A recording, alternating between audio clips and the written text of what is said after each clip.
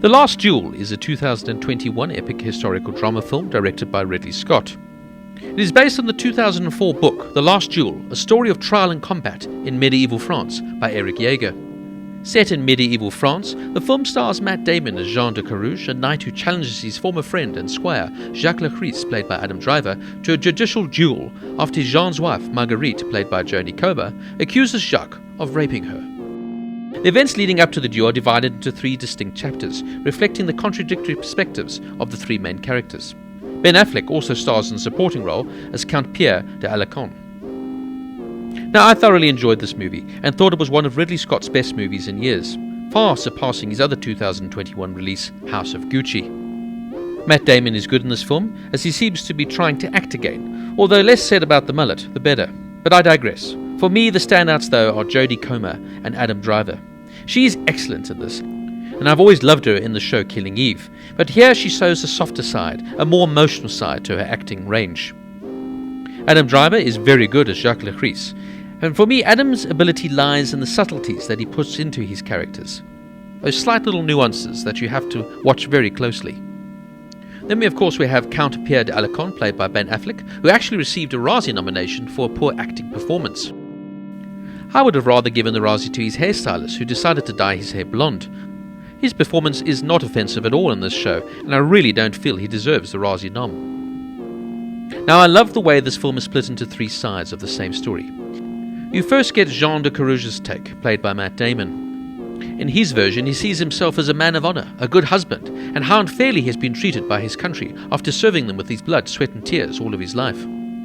Then we see the same story, but now told from the perspective of Jacques Le Gris, played by Adam Driver.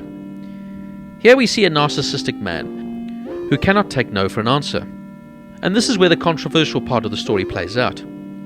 From his perspective, Marguerite absolutely adores him and is really taken by him, and they share a mutual affection for each other. The rape scene plays out more as consensual sex, and he views it as just two adults having a bit of fun.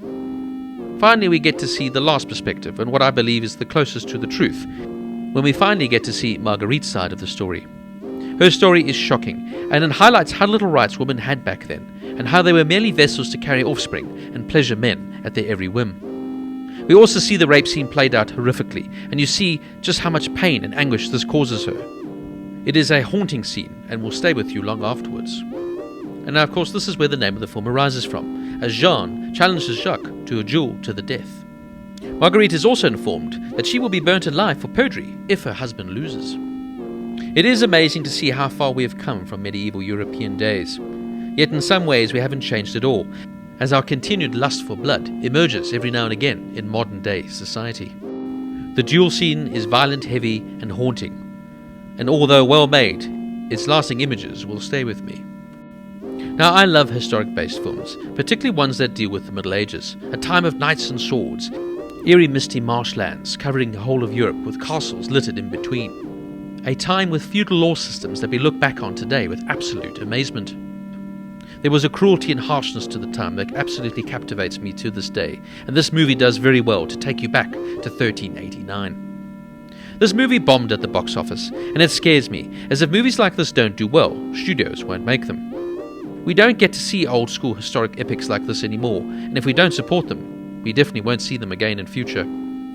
Last Duel is well made, fascinating and compelling, and it gets an 8 out of 10.